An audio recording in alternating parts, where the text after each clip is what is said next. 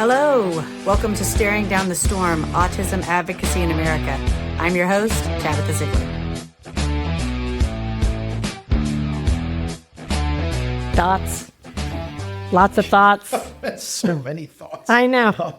Lots of thoughts. Where do I want to start with the thoughts? I mean, that's exactly it. I mean, there's a lot being said and a lot of information being thrown around, and it makes sense for everyone to see where they feel about this and start thinking about where it's going. Because, I mean, every day it feels like one day we're talking about registries and lists. The next day we're building camps in the swamp with chain link fences and bunk beds in the middle of a swamp to put people in. And, that just feels, I mean, if you take the story of that little boy one step further, not only does that give the Nazis a reason to euthanize children who are not, quote, 100% whole and perfect, but it also gives them license to do things like selective breeding, which was something that they worked on as well. And again, this goes back to being a well-rounded person and understanding the past and liberal arts and humanities and stuff. Is human beings have not changed much in the last several thousand years. We kind of tend to stick the same kind of habits that we have, and the history is all cyclical. And when we start letting a section of our society dictate how everyone else should be treated and categorized, there's going to be problems. And you're right. I think you're right in terms of let's start with one group that is politically expedient. So immigrants, the Latino population, whether they be legal or illegal, running through the streets with face masks on, throwing people in vans and stuff like that. And this is some real Gestapo stuff. You know what I mean? It's rounding people up and putting them places. And you take that, you put together eugenics and the idea of selective breeding and eliminating people with, flawed I hate to even say it out loud, but for the lack of a better word, quote, flawed genetics. Yeah. You know what I mean? And when I look at my own kid and I'm like, I'm not going to let him go to some camp or anything like that. Yeah. Or, I don't want him to be stigmatized. Like, even if it's not something as severe as eugenics, something just as simple that doesn't involve anyone being physically harmed, but it sure can harm some people in many different communities. What if one day they decide, if you're on this registry, well, there's certain jobs you're not qualified for, or there's no way you can hold these jobs. What are we doing? We're just saying, you have a disability, so your prospects in life are limited. It's literally the exact opposite of what we've been trying to do for so many years, because we've seen example after example that a disability is just that. It's a disability. It doesn't dictate who someone is or how their life can proceed. If they're given the structure and the positivity and the chance to make their lives whatever they want to. And I felt like we were starting to get a little bit better at that as a country. And then we just sort of let some people have the microphone who don't want to see anything like that, who don't want to see any kind of progress unless you are a specific color, a specific status in society, have a specific paycheck, all that kind of stuff. And I feel like, who are we to tell anyone, nope, your life will not matter? And it all kind of comes around to this whole autistic people being a burden again. They're never going to be able to contribute to my family. They're never going to hold down a steady job. They're disqualified from all sorts of things because of their diagnosis. That is literally the opposite of what we preach here at our center too. I mean, our students, we will do our best to empower them to go out and try to achieve whatever they want. Right. And if they fail at it, fine. No one succeeds at everything, but they deserve that opportunity because they are human beings. Well, besides just being human beings, I mean, that should be an obvious point, right? But I guess there's just no way around it besides to talk about capitalism, Yeah. there's value in people that bring joy too. You know, I don't think people are really aware, like, the difference in a person's mind and how they see things, hear things. Like, that's how we get some of the most amazing concertos that we have. Like, you know, some musicians that we had, that we still have, you know, how they see the world, how they see art, music, even engineering, things like that.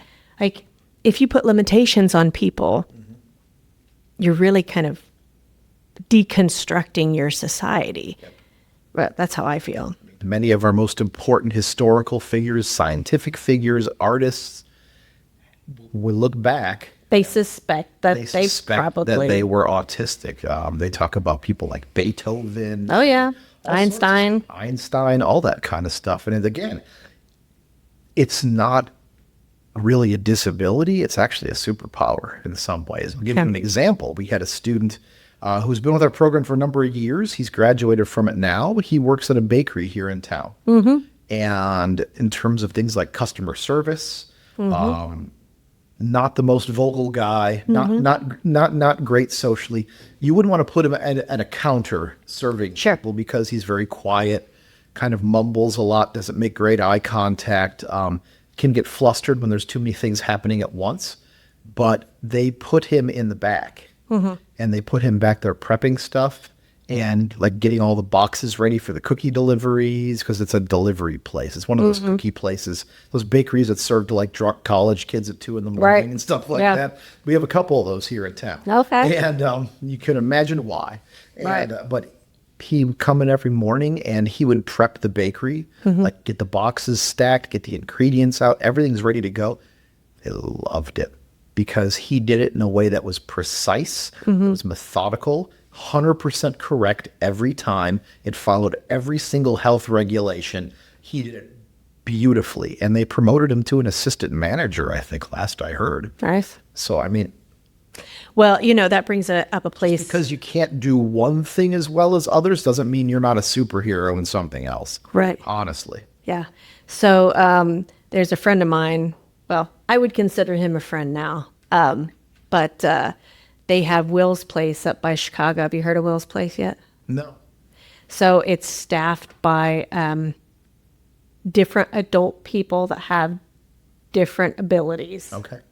It's not specifically just autism. But if I remember the story correctly, his aunt and her sister set it up because her son had a disability. And then he aged out of the system. Yeah. And they were like, right, you know, he still has value. And what can we do for him? So they had the idea to open up this like mini restaurant. And now it's staffed pretty much exclusively by people that have different abilities. And it's lovely. And I've been up there. I think they're doing a great job. Yeah. So if I cannot remember the exact town, but it's a suburb of Chicago. And I will put the link in the details. But if you guys ever have an opportunity and you're up in Chicago, you guys would love it. I've not heard of that place specifically, but I have heard of other places that are very similar to that. Yeah. That's actually something that we've played around with a lot with CIP in Bloomington. Oh, really? Yeah, we've thought a lot about it. We just don't have as many students as we need right now. But we've thought of things like opening our own coffee shop. Yeah. That is staffed by our students. Just a way to get them into the workforce and teach them those job skills, those bankable skills they need. But in an environment where everyone knows that there's a lot of grace being given and everyone there understands when they come in that it is a place where there are people with different disabilities working and everyone is doing the best job they can. But it gives them that sense of purpose and a sense of belonging and a sense of value, you know. Like, Well, maybe that should be your next field trip. Do you guys have any field trips to Chicago coming up? we can do a field trip. We did one a few years ago. It was like a fun thing, but we could totally do one of those. That reminds me of something that we have. Our flagship center, which is in Lee, Massachusetts, in the Berkshire Mountains, and Nice. Been there 40 years, 41 years now, actually. And you were talking about people in the arts who are often autistic, and people in the arts or in music those were their people, like you. Theater, they were the ones that got you through high school and college and stuff like that. In Massachusetts, we have an art gallery, Nice. and they have a playhouse Very cool. attached to the program there, where the students, we do a curated art show every year that draws from all 5 of our centers. Students send artwork in there, and if anyone buys the artwork, all the money goes right to the student who made the artwork. But they also, at least the center there, and I wish we had something like that here, but they do plays every year too. That's great. Public comes in and pays and everything. So they're very deep into the arts there. And what you were saying was exactly right, because the students there, I've seen a little bit of the clips of their productions and the stuff like that, and they flourish. They really come out of their shell, and they're able to express themselves. So it's kind of interesting, because we've had a student here that we have right now who did some theater work and stuff when he was in high school, and very quiet guy, usually speaks in 1 or 2 word responses, but when you get him trying to like act or use a voice or we did like an improv class last year just for fun and stuff like that, and he nails it every time. He could do like game show host voices and all. You wouldn't think that he is, if you just met him on the street, like, this guy's not, his social skills are 0. No. If you put him in the framework of theater and acting, he becomes a totally different person. Well, that's interesting that you mentioned that. So I'll have to look up the article and give it to you. But there's a gentleman that has autism that participates in an adult ballet company in New York. That I read an article of his not too long ago. It's a few years back. It was printed a few years back, but I just came across it. Seems amazing. And I also have a friend of mine that through this, so also dating myself, I used to participate in this program in Danville, Illinois called Arts in the Park. Okay. And a friend of mine, we came up through that together. We participated in, have you heard of the Beef House? Covington, Indiana. So they have a Beef House dinner theater anyway. And if you're in theater and that sort of thing when you're a teenager. They have one up, sorry. Oh, you're okay. They used to have one on the north side of India, I think. I wonder if it's still there. Beef and boards? Beef and boards, yeah. It's still there? Probably. Yeah. Yeah, so, there were also adults. But if you were a theater kid somewhere in that, like, Indiana, Illinois area, you were probably going to find your way to the Beef House Dinner Theater at some point. Yeah. So a friend of mine and I, we did both of those programs together. Anyway, flash forward 20 years or so. Both of us ended up in the New York City area. I was a flight attendant. He is a pianist. He went to Millikan. And he's been playing, I think he's like the, maybe I'm getting it wrong. I want to say lead pianist for the Broadway show Wicked. Okay. And he was telling me about a program that they have out in New York where autistic individuals go to Broadway shows.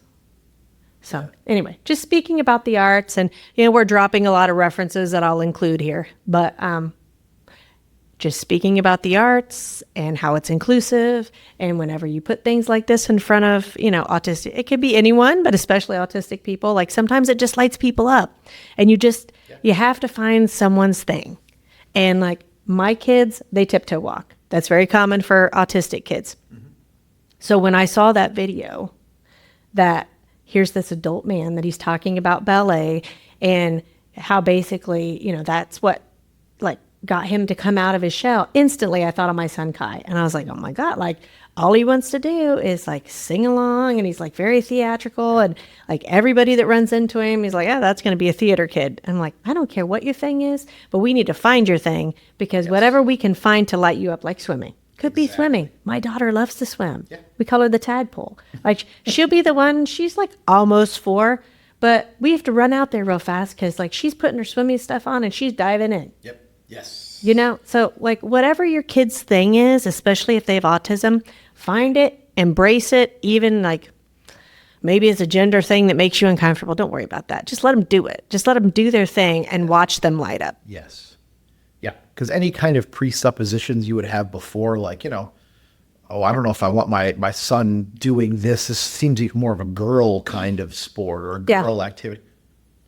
Or vice versa. Whatever it is, any kind of presuppositions or hesitation you had before, once you see your autistic kid engage Yeah. and suddenly start doing and saying things that you never thought you would expect them to, just Right. because of the environment they're in and the people around them and how much they're enjoying it, those doubts fly out the window as soon as you see your kid happy and thriving. Yeah. Yeah. My kid, we took him to swim lessons, and they had them all. He was probably about 4, maybe. They had all the kids sitting. My wife and I were watching them, and it was terrifying. They're all sitting on the edge of the pool on the first day. Yep. And the instructors are in the water, and it's, like 4 feet deep or Sure. whatever, but he's only 3 feet tall. So they're all sitting there, and you could hear them saying, okay, now one at a time, I'm going to have you come into the pool, and I'm going to hold you. And he's just like, whoop, right off the side. Bonsai. He had no time for that. And of course, he wants to swim because he loves the water, but he doesn't understand that it was deeper than he was tall. He just wanted to why are we sitting here? Let's get in the pool already. Yeah, let's do it. So that high school girl who was the instructor, she made her paycheck that day. I 'Cause bet. I think he terrified the crap.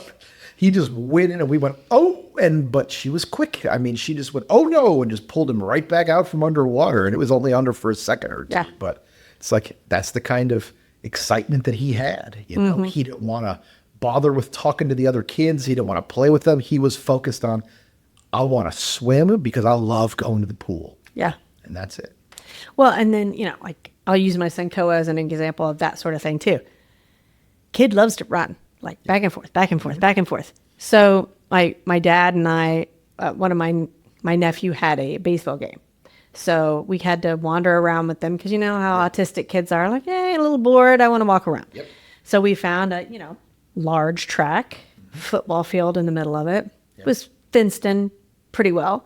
So I was like, all right, let's take him over there and see what happens. All 3 of my kids get on the track and just take off. Yeah. And they're staying in the line. So I'm like, we found a new skill. And Koa, he was racing like his pants were on fire. Yeah. And I'm like, right, I think we might have found his thing. Yeah. And that's how it is sometimes. You just tumble into things. Yeah. But you have to try things with these kids. Don't bubble wrap them. Yeah, it can be scary sometimes, but just keep trying things because the trying is where the beauty is. I just saw a video the other day that reminded me of my kids too. The kid was nonverbal, and his parents had been working with him to take him to restaurants and stuff. Oh, okay. Yeah. Well, they thought he wanted to leave when he was grabbing their hand. Turns out he wanted to take them into the cafe. Ah. So full cafe of people. I don't even think he had his noise canceling headphones on. Walks up to the counter with his mom and dad. They tell him, it's going to be a 50-minute wait. So the parents are like, He sits outside. He waits. He goes in. He eats. And things like that, other people may not see the significance in it. Yeah. But I try things like that with my kids. Yes. It takes us maybe 5 to 10 times the effort to get them to do that stuff. Yeah. But once it hits and once they're interested, it's amazing. And, speaking from an autistic parent perspective, that stuff just makes you want to cry because you're Immediately. Yep. yeah. And it happens like that too, because you'll be working. And then, maybe you think, it's never going to happen. And then boom, all of a sudden it happens. They do it consistently. They want to do it. I mean, it's amazing. It's one thing we saw with my son too, is that, one of the things people say, autistic folks tend to, especially kids, tend to gravitate towards adults more socially when they're kids, is simply because I think they're able to process what adults are saying and doing a little bit better because it's not as frantic and as all over the place as their peers sometimes. But what I've noticed with my son is that once he does open up and getting him to talk to people that he's not interested in or getting him to talk to people he doesn't know, very difficult. Yeah. I've noticed recently, though, as he's matured and he's been out having to do things like volunteering at the Wonder Lab or getting himself to practice on his own on time. And all, as he's starting to get confident in some of these more adult activities, and they didn't work out well at first. It took a lot of trying and failing. And he's starting to open up socially more because he has finally got the practice and he's starting to understand that that's an important skill to have. So Right. when you're talking about smaller kids, that's a tough thing. You can't you can't get them to understand that. Like, Yeah. when you're 5 right now, but when you're 30, you're going to really want to be able to do this. They Right. don't understand that. But Yeah. you're exactly right on what you said, which is trying those experiences. The worst that can happen is that your kid doesn't like them. And then you just have the option of going home. And Yeah. that's okay too. But on the off chance that it clicks with them and you find a passion that they like or a motivator or an interest, that's a gem. You can take that interest and you can run with it. Oh, yeah. So we're talking about like college with my son, he's always, since he was very little, been obsessed with dinosaurs. And if you have listeners out there who have autistic kids, I bet you and especially if they're boys, about a third of them right now are looking at their kids saying, hey, they sound like you. Yeah. Because dinosaurs, I mean, out of the students we have here, about a third of them, the male students, are also very interested in dinosaurs. And so that's just one of those things, the categorization, the classification. Since he was 8, 9, he could recite to me ridiculous amounts of information about species of dinosaurs that I've never heard of. No one I know has ever heard of. They were just discovered a few years ago. And Yeah. it's like, so to help get him interested in college, that was one of the things we've been leveraging is, so if you want to go into geology or into paleontology, you need to start looking at colleges that might have those programs, or that's not a program that's very common. So he also is afraid of going farther away from home. The places that have those kind of programs are mostly out west in the U.S. because that's where all the dinosaur fossil deposits are and stuff like that. So I'm like, if you want to be a paleontologist and go to a really good program, you have to move to University of Wyoming or something like that. He's like, ooh, that's really far away. I'm like, yes. So that got him thinking about alternatives, about how he wants to play his future after high school. We don't talk to him a lot about it, but we let him process the conversations we have.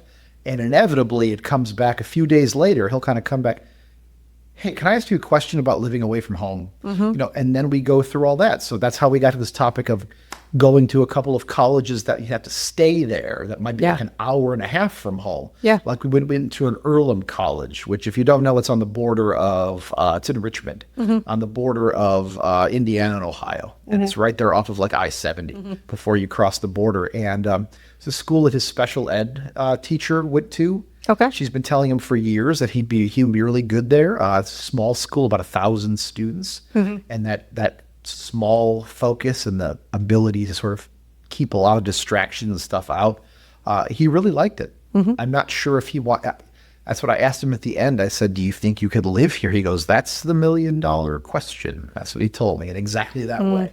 So he's thinking, and I don't think he's going to want to. I think he likes the idea of coming to IU and commuting here with me every day like he does now already. But at least for now, and then living at home for a year or two, I think that's a transition he's more comfortable with. Yeah. But it was crazy how taking something he's been interested in since he was like 4 and being able to leverage that when he's 16 into you need to start thinking about what you're doing after you graduate, and that's where we're going to start. So now he has that frame of reference, taking something your kid knows everything about and introducing that into a real world scenario. Like, you want to do this, you're interested in this, but how does that translate into your life and a career and all that sort of stuff too?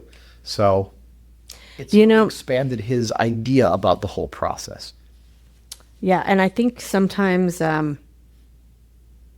when you were saying earlier, finding your people, I really think that's at the heart of a lot of this stuff. Yes. Like, there's a really good program in West Virginia. I know when everybody thinks West Virginia, they're like, ooh, that's like the hills and hollers. But I read a lot about this program. I'll give you the information. You might have already heard about it before. But I remember reading a book, and this guy was talking about how he went there. Apparently one of the ladies that helped form this program at this university, like, she started in like the 1970s. You tend to, what I'm finding is you have a lot of these women that have autistic children, and then they start a thing, and then a thing gets bigger. And because they're so dedicated to their kids or to, that community of children, they just keep with it. And then they end up doing it for like 20, 30 years or whatever. And they almost can't pass the baton because then they become like a little encyclopedia all in themselves. Not saying that it's just women. There are men too. But I just find it interesting because the nature of the type of things that I'm doing. And I keep hearing that over and over, like even in that restaurant that they have up in Chicago. Like that lady's story, not that our stories are the same, but I could see the connection there. Oh, yeah. And it's just so interesting how that happens. And then, like you, we run into parents like this where we get into conversations about our kids, and then the stuff just flows out. Because I think it's so important to us after we struggle so hard to share that information, because we don't want others to struggle so hard. Right, exactly. If we can make it readily available to them, and like, hey, look, let me save you some of the trouble because this was hard. And if I can make your life a little less hard, why not? Yeah, exactly. I mean, that's one of the things that drew me to this position when I took this job a couple of years ago, is that I was able to help families like ours, who are, it's funny that I can't remember if we talked about this already or not, but, when I saw the listing for this position, it was literally days after my son asked me, am I going to have to live away from home when I go to college? He's like, well, what are we going to do? And I'm like, we need to start talking about that. And then I got this job and I'm like, hey, this place does exactly what we were talking about. Yeah. One of the things that I've lost my train of thought just a second there, but it'll come back to you. We were talking about, this happens to me a lot. We were talking about, we were just talking about? Oh, finding people. That's yes. right. Finding your people. Yeah, that's exactly it. That's one of the things that I see a lot of is we have families come in here to do tours of the center and shadow days and stuff like that. They're coming from all over the country. Sure. But they always end up in my office. And usually what happens is the student shows up in the morning and they'll go off with one of our staff members out here in our center and shadow with another student and kind of follow them from class to class and learn what sort of things we talk about here and all that kind of stuff. And while they're doing that, the parents are in my office and we're discussing what the students' needs are, why did you seek us out, how we can help you, where you think they're going to struggle the most, where do you think their greatest abilities are, all that kind of stuff. Without fail.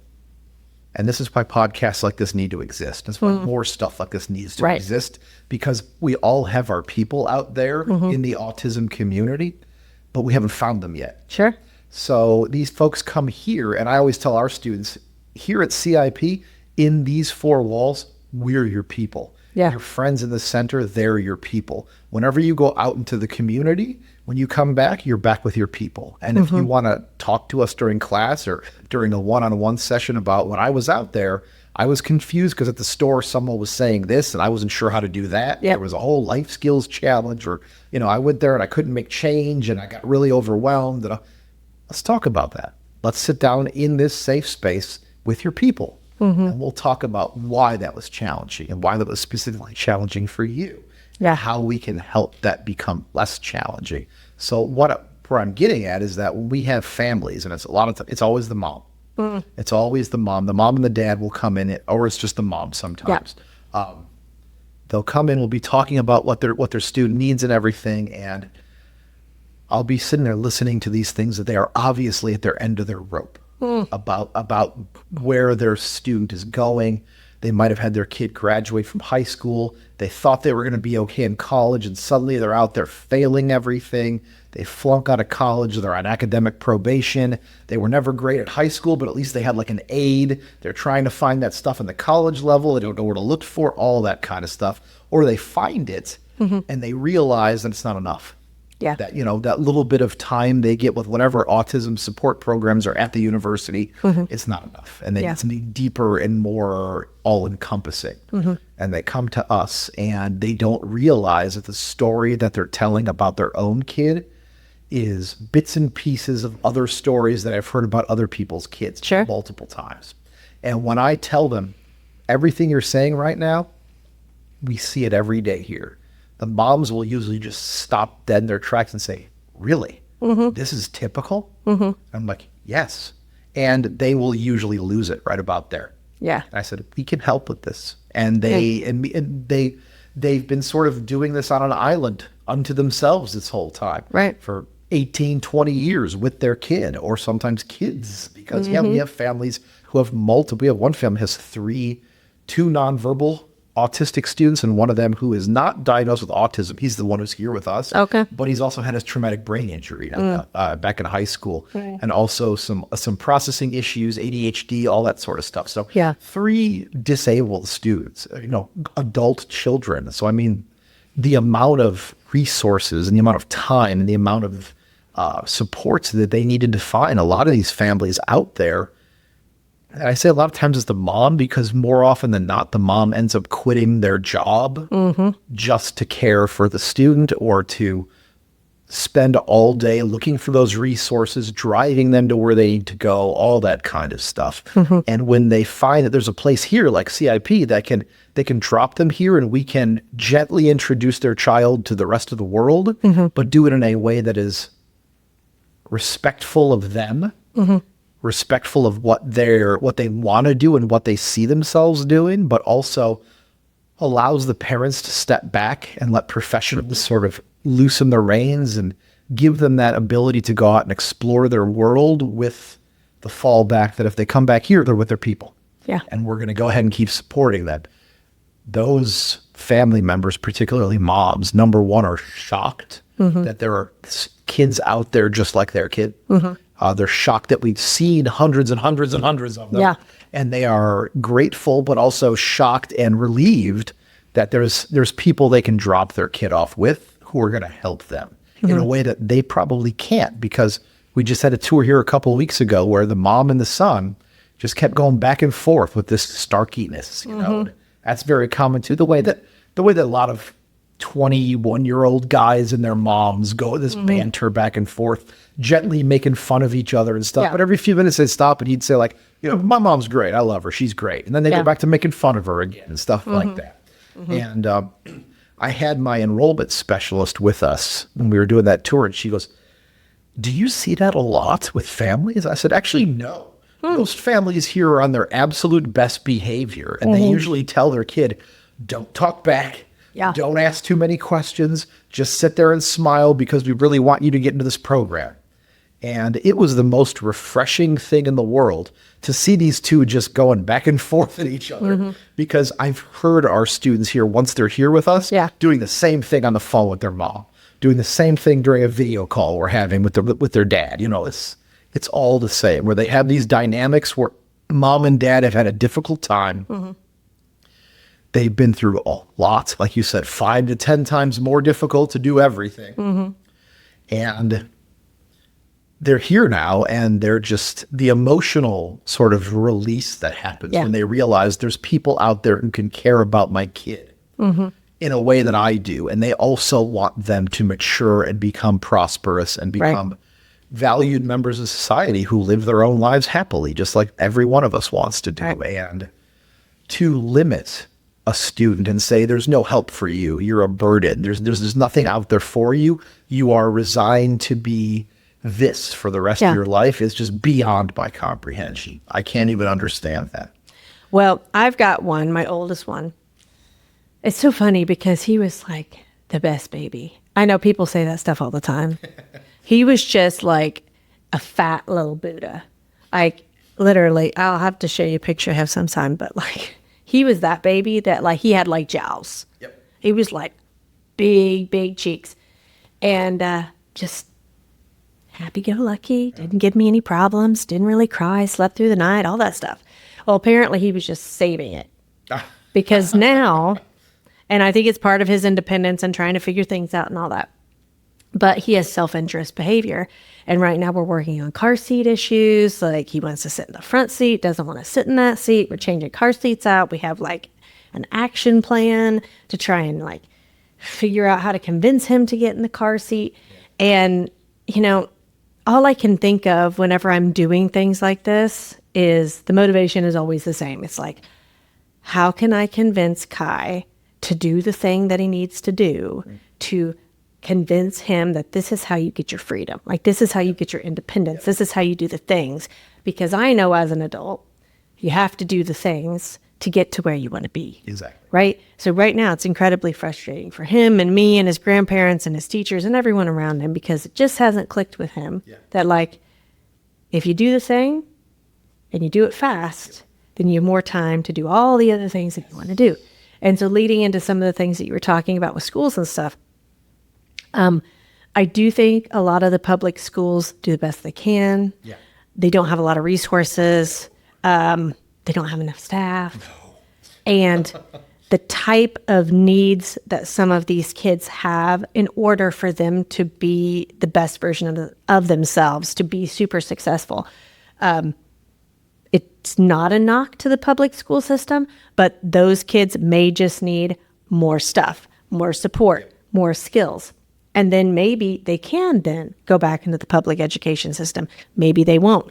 But I think that all these kids deserve options. And so my child right now, I'm listening very intently to what you're saying about that school, because I'm already thinking to myself, and I actively am having these conversations with his ABA school now. I'm like, I have to have a plan. Yeah. I have to have an action plan. Like, please don't tell me one day, oh, hey, we think Kai's ready to transition and he's going to be like out of here in a week. Please don't do that. Like, give me months, because I need to find something that is appropriate for him, because I don't want him to backslide. Right. And that's what I'm terrified will happen, because I can see it in the day to day where it's little things like, maybe one day he does great with the car seat and he gets in and he straps himself in and he's so proud and we're high-fiving and we're great and we have the tablet. And, you know, world is perfect. I don't expect the world to be perfect 100% of the time, because it's not for me. But trying to like hone in on how we make that happen, the type of stories that you've shared with me about your own child, I want to skip all that, right? Yeah. I don't want my child to have to suffer, to be made fun of. Like, if you were to look at Kai when he has his dress on and his frills and all that, I would say 95% of the time, for like just some bystander, they're going to think he's a girl. Boom. Long hair, dress, walks like a girl, whatever. He's a girl. Yeah. I don't want to take that from him. He enjoys that. Yeah. And it might just be a phase. It may not be a phase. But I'm certainly not ever going to put my child in a situation where he's not going to excel. He's not going to be able to study. He's not going to be able to focus because he's constantly being made fun of. Right. Like, I'm not that kind of parent. Like, I'll tell you that right now. I'm not. And from what I can tell from my parents recently, and thank God for this, because I was a little on the fence with my parents about how they would react. But there were some things that happened recently that my dad showed me. He's also that type of grandparent. Yeah. And he basically was like, FAFO. Yeah. Anybody messes with those kids, like, they're going to have to come through me. And I was like, well, good on you, Dad, because I'm already like that. Yeah. And my parents helped me drive my kids back and forth to Crawfordsville to go to their ABA school right now. And, you know, if we have to drive to Bloomington to take them to school because that's the best fit for them, I think we'll do that. And I think 9 times out of 10, that is like the autistic parent response. Yeah. When they get into this, if they really, really care, which I think, you know, a lot of that has to do with where you fall in society, what resources you have. Yeah. That's why the Medicaid waiver is so important, where they need to keep that, because it's not just for young kids in ABA. No. It's especially for kids that age out of the system. Yeah. Like, nobody wants to live with their parents forever. If you need a little bit of help, like, your program is perfect because you teach them like how to live by themselves. Exactly. Like, if they want to date, sexually, like what that looks like. Yes. I mean, the statistics on some stuff like that are horrifying. Oh, like, I think that's like 70% of autistic or neurodiverse people are like sexually assaulted or have some horrible stuff that goes on by the time they're about 14. Those numbers are about as shocking and sad as the autism employment rate numbers too. Yeah. So like, and if you think about that, like, you have people that would be like me. I'm like a perfect test case for this, right? Like, if you look at me, there's nothing about me necessarily that screams lesbian or autistic. So I can maneuver pretty easily in society. Yeah. That doesn't mean that I don't have struggles. And so I can readily identify struggles in other people. And so I go the extra mile to help. Yeah.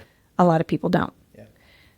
But the tail side of that is when you have people that are predators and then they also see this, they will exploit this. Oh, yes. And these people are extra vulnerable. They're not stupid, but they're vulnerable because they don't catch all the cues. Right. I also don't catch all the cues. Like, I've been married a couple times. I haven't had the best luck in relationships. Yeah. I'm just like being completely transparent because I think it will help people.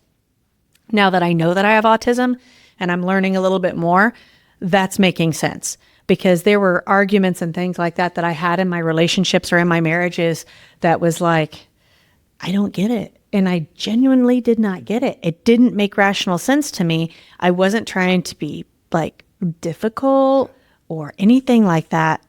But the way that my brain functions, I was like, well, why wouldn't you do this? Or why don't we do all of this instead of that? And the way that I processed information, it could be paying bills. It could be doing laundry. We could, contributing to a 401k plan, retirement, buying a house, where to live.